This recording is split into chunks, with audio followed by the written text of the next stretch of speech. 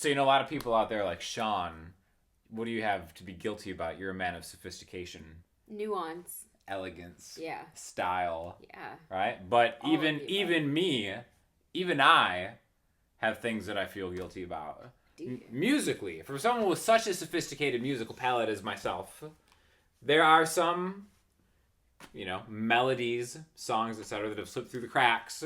I don't believe it. And are just part of my soul. It's not all great taste by, the pitchfork definition of great taste. Of great taste. So I thought I'd have another very sophisticated, classy person on here. Yasmin. Hi. Welcome to the channel. Thanks. Let's talk about some of our musical guilty pleasures. Right?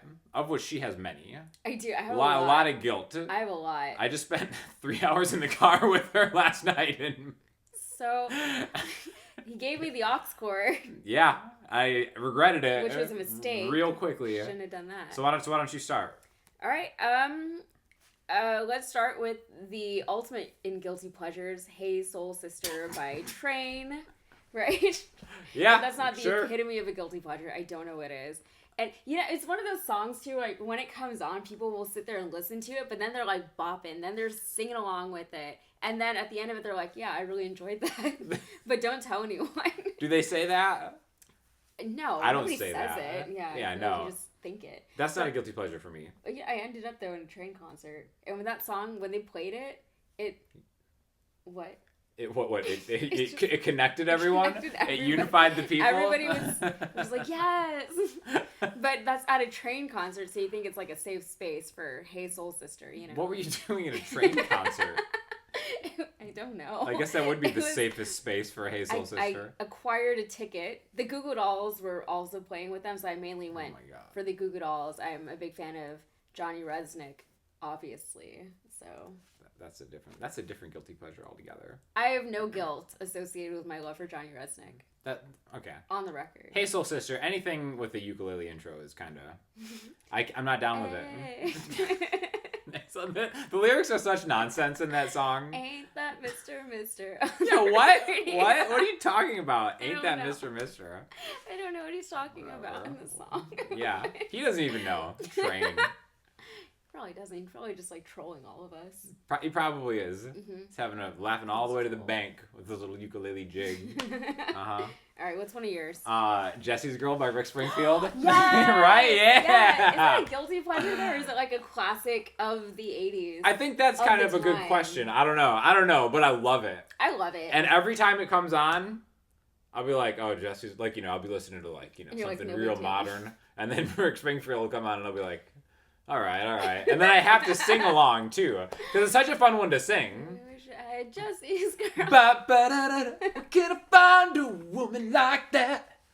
I play along with the charade. I like the break between, that end chorus and I'll play along with the charade. It's so great when it comes back. Even the beginning. Jesse was a good friend of mine.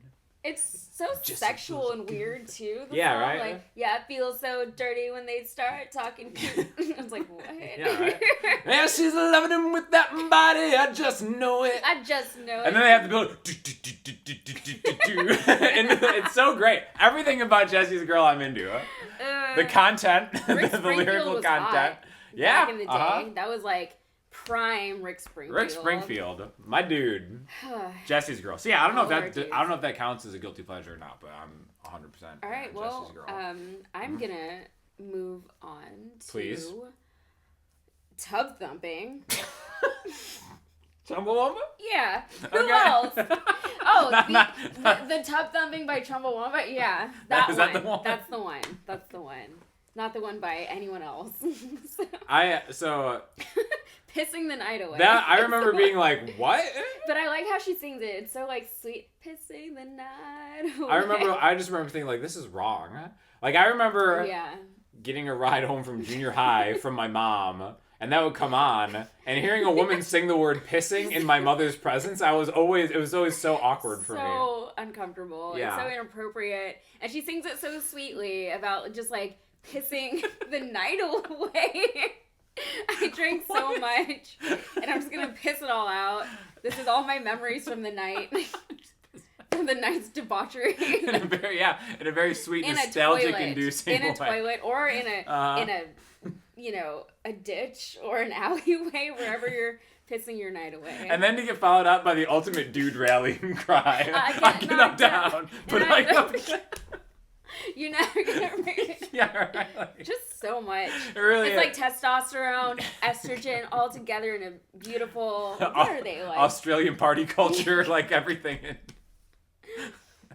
I get some whiskey drink. I get some vodka drink.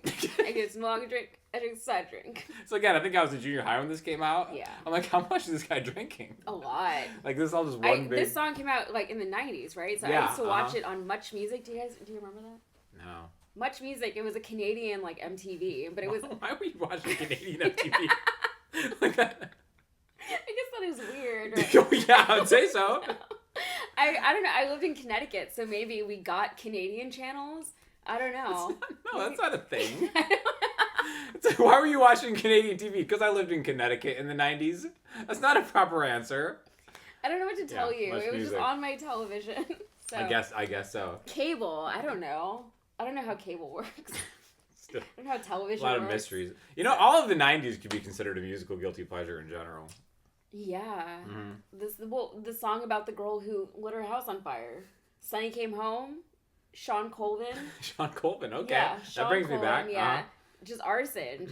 I went home and I lit my house on fire. And it was like top the top of the charts. Of the charts in the 90s. And no one was mad about it. Nobody was like, this is a weird song. It was just like, yeah, this is a great song about arson. I bet that Sheryl Crow was mad at Sean Colvin's success. Oh, I bet she was. That seems like a thing. Sheryl Crow wishes she was Sean Colvin in the 90s. Yeah. She's still salty about it. What a statement to make. Oh, welcome to the channel. That's a lot of what goes on here. All right, you're next. The next one, this one might be very specific, but... To what you? Well, no, just a very specific example. This isn't as well known, perhaps. Okay. But the theme song to the Buffy the Vampire Slayer spin-off show, Angel. Do you know this one? No. With David Boreanaz? No. Yeah. Oh, that's a cool song. Yeah. Why do you listen? Like, do you jam it in your car? I mean, not as much as I used to. Not as much as you. But the Buffy theme is also really good. You should bring it back though. I can cover it. Angel, maybe. really? Like that was. You're not into David Boreanaz? No. You have weird. I didn't like him. You have weird people that you're attracted to and not attracted to. I feel like David Boreanaz. Like, I get it. Like, I can see how people would be attracted. I didn't like his hair, or I think also his nose didn't do it for me. Jeez. Huh? I can't believe you're just hating on David Boreanaz now. This is supposed to be about music. I feel like you put me in this position. I feel like now they think I'm a terrible I didn't need you to go into it in depth. I gotta defend myself a yeah. bit. So I get it. The Angel theme. Okay. Look into it if you haven't heard it. So my guilty pleasure theme song is... Yeah? Do you remember that movie Pacific Rim? Yeah. With robots fighting each other, right? The opening, or like the main theme from Pacific Rim is like my number one. When you gotta get pumped, that's the song. That's the one? And like Tom Morello plays on it. Oh, like, really? Yeah. So maybe it's like kind of legit, but... And it's... I think I don't remember who composed it. I think it's the same guy who did... Some other stuff. But, wow, the same guy did some other stuff? I can't think of it right Wow, now. a lot of research went into this video, by the way, guys. He did some other stuff. Yeah, he's but, well known for that other stuff, too. Yeah. Okay, I can't think of that one on top of my head. It's not, like, popular, but especially like, if you're running, if you're exercising, it makes you feel like you're running to go save the world. Well, it's about enormous... It feels like a movie montage of, like, oh, I'm preparing, like a Rocky theme. Yeah, well, it's about enormous robots fighting enormous monsters. Yeah. Also, the Avengers theme does the same. Well, for me, but that's Pacific for Rim is like reasons way we better. Don't talk about right now. You know what? How about do you like Swedish synth pop? Because I do. Robin. You know Robin? I know Robin. Yeah, Robin. I love Robin. Robin is awesome. I remember Robin. She had like a moment. Robin. Yeah, I feel like she didn't have enough of a moment. She could have had more of a moment. Call Your Girlfriend, right? I guess is that the moment or Dancing on My Own? You know what? I can't even remember these songs. Robin is great. I'm gonna link you to some Robin below because Robin is fantastic. Okay. Yeah. That's what you're gonna of all these songs. I guess I'll link. You guys need to hear more Robin. I should probably link to all of them. Yeah. This is one of those things where like when we're talking about a lot of stuff, it's gonna be a lot of work for me. Here's one that you might not want to link to your subscribers. Why is that? just Rollin' by Limp Bizkit. Oh, Just, what? You don't need Come to on. subject them to what? that. Rolling. What? Come on. Do you want to know a story? So, like, Please. In 6th grade, no, 8th grade, I'm sorry. 8th grade, my best friend and I, we had PE, and in the locker room, we thought we were so cool, and we would just, like, be jamming Rollin' by Limp Bizkit, and we would, like, do the dance and everything. Yeah, that's it. Yep. You know what's sad about that is we weren't the not cool kids. Exactly. You know? It's the hot girls in 8th grade, like jamming or rolling. That's exactly what it was. I know exactly what you're saying. So bad. We're just like, ugh. I had Limp Bizkit too. I had Rearranged on my list. Yeah. Right? That was not bad. I thought it was like a cool like bass line type thing. Remember when Fred Durst covered The Who? Yeah, Wasn't terrible. Behind Blue Eyes. Yeah, is that an unpopular? That was the first time I heard that song. Was behind I was like, wow, Fred Durst is really like growing emotionally. Yeah. This is a really nice change from Fred Durst. Yeah, it's working. From like Nookie to Behind Blue Eyes. It's like, it's the hero's arc. Yeah. Yeah. Like you do it all for the Nookie. And then it's like you don't do it all for the record label, like that's the stuff that they wanted him to sing, but this is stuff that he wants to sing. Yeah, it's like a passion project. Yeah, but really it's just the Who. So it's not Fred Durst at all. So yeah, it really isn't. Mm-mm. Yeah, same with Rearranged. So I don't know. I guess in retrospect, what do you think of Limp Bizkit? For him. Fly the flag. I didn't even have to think about that one. Yeah, you're just all into it. For it. I feel like history's remembering them unkindly. But that's not how it was in the moment. I don't think people thought of them kindly in the first place. I think they were always kind of ridiculous. Sure. That's fair. I think they're maybe more ridiculous now. I guess You know what? I don't know. What is the popular opinion? You tell us for sure. Bizkit, Rearranged, though, is a cool guitar part. I think that's actually the guitar song that taught me how to play hammer-ons. Really? Yeah. His guitarist was kind of cool. Wes Borland, Wasn't he the one who used to wear like the black contacts where the whites of his eyes were black? And he was one of the harbingers of the soul patch goatee, I think, in modern times, so maybe. Bad. I don't know. I dated a guy with a soul patch one time. It was gross. Don't do it. No, so all right. So hold on. Let me recap Yasmin for you. Limp Bizkit, for it. Soul patch, under no circumstance. Cool, great. It's a good. So my last one was Rearranged. What else? Okay. This is my favorite song in the world. Mm-hmm. Are you ready? Yeah. For those of you who don't know me, which is all of you, I am a huge musical theater fan. Yep. But also that extends to Disney movies. I wouldn't say that they're the same, but they're similar. But you know the movie Hercules? You're familiar? Yeah, sure. Uh-huh. Are you familiar with the songs? Like, everybody knows I Can Go the Distance. Everyone knows that song. Yeah, uh-huh.